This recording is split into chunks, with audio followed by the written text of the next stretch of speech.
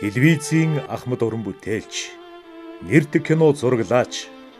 Монгол улсын соёлын гавьяа зүтгэлтэн Гомбын дэлгэр 2025 оны 10 дугаар сарын 12-ны өдөр 77 насндаа ертөнцийн мөнх усыг үзүүлж, Монгол улсын соёл урлаг, телевизийн урлагийн салбарын хамт олон бидэнд уян гашуу авчирч, биднээс салан утсанд Монголын үндэсний олон нийтийн телевизийн Монголын мэдээ сувг,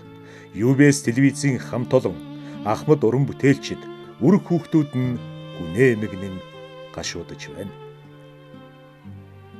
1948 оны 9-р сарын 25-нд Улаанбаатар хотод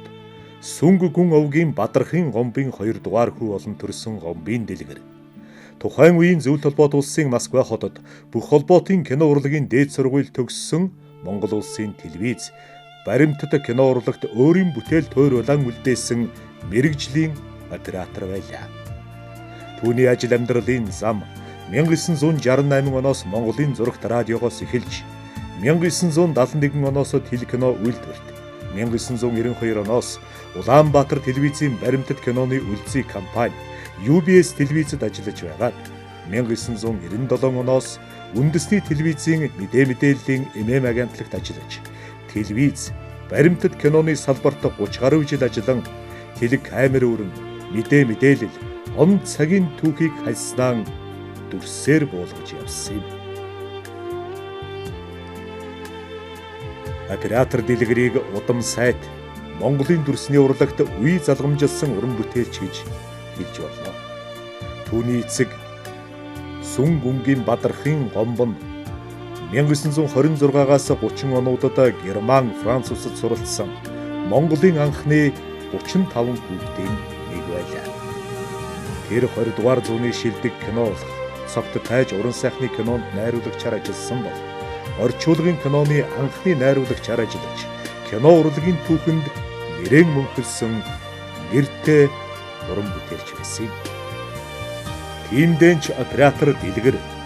Герман, Францад суралцсан Монголын анхны 35 залуугийн тухай алс газар сурахаар төгсөд баримтат киног түүхийн ухааны доктор Ижшин-нор, найруулагч Болд нарын хамт бүтээж анх удаа манай шинжлэх ухаан, соёл, урлагийн алдартнуудыг дэлгэцийн бүтээлд мөнхөлсөн нь өнөөдөрч үнд сэнэн алдаагүй байна. Мөн UBS телевизийн гал голомтод түүхэн нийтлэлийн цоврал нэвтрүүлгийн ерөнхий оператороор ажиллаж, нийслэлийн үүх түүх, хүрээ соёл, өв уламжлалын тухай, Монгол улсын соёлын гавьяа зүтгэлтэн Бадрагийн үүсгэсэн эртний сайхан чуулга, төв театрынхны алтан үеийн бүтээлийг тусгасан хүрээ дуу 1, 2, бид бөмбөр ногооныхон кино концертын ерөнхий оператороор ажиллаж, Монголын урлагийн шинэ үеийн түүхийг дэлгэцэнд мөнхлөн үлдээжээ. Оператор дэлгэр Улаанбаатар телевизэд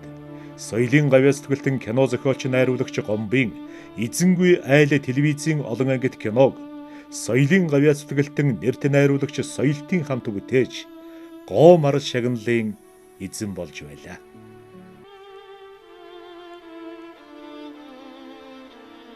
Үндэсний телевизийн Монголын мэдээ сувг, агентлагт ажиллах хугацаанд эх орноо бүтэн тойрч, төр засгийн анхан шатны байгууллагын ажил хийгээд ард түмний амьдрал ах үе, нийгэм эдийн засгийн хэдэн зуун мэдээ сурвалжлага, нэвтрүүлэг бэлтгэсэн юм. Түүний зэрэгцээ Монгол улсын үе үеийн ерөнхийлөгч, ерөнхий сайд, улсын их хурлын даргыг орон нутагт ажиллахад дагалдан явж, төрийн бодлого шийдвэрийг олон нийтэд сурталчлахад хувь нэмрээ оруулсан оператор байлаа. Энэ хугацаанд дэлгэр оператор Оросын холбооны улс, Казахстан, бүгд найрамдах Хятад ард улс, Америкийн нэгдсэн улс, Япон, Өмнөд Солонгос, Герман, Франц, Швейцар зэрэг гадаадын олон арван улсад томилолтоор ажиллан мэдээлэл нэвтрүүлэг, баримтат киноны зураг авч цэнхэр дэлгэцээр үзэгч олноо хүргэж байсан юм. Тэрээр мэдээллийг дүрсээр үзүүлдэг телевизийн салбарт бүхий л амьдралаа зориулж, өөрийн эзэмсэн мэрэгжлээрээ манлайлан Монголын телевизийн урлагт үнэтэй тойрвол бүтээлэн үлдээж чадсан гавьяатан байлаа. Түүний мэдээлэл нэвтрүүлэг, баримтат кинонд авсан зураг дүрсэн, орон зай, гэрэл сүүдэр, цаг үе, үйл явдал дан тохирч, өгүүлэмж сайтай байдгийг мэрэгжлийн нөхөд, найруулагч, эвлүүлэгчид өндрөөр үнэлж, сэтгүүлч, редактор, найруулагчдын хамтран ажиллах дуртай мэрэгжилтэн байсан юм. Түүний гавьяа зүтгэлийг Монголын төр үнэлж, соёлын гавьяа зүтгэлтэн цол, алтан гадас одон, ой медалиуд, радио телевизийн тэргүүний ажилтан цол тэмдгээр шагнасан юм.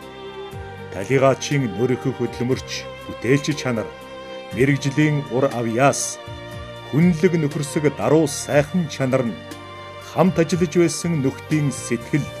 хийж бүтээсэн уран сайхны болон баримтат кино, телевизийн бүтээлд нь Монголын кино урлаг, телевизийн сан хөмрөгт хадгалаатай үлдэх болно. Монголын үндэсний олон нийтийн телевизийн Монголын мэдээ сувг, UBS телевизийн хамт олон Ахмад уран бүтээлчид, үр хүүхдүүд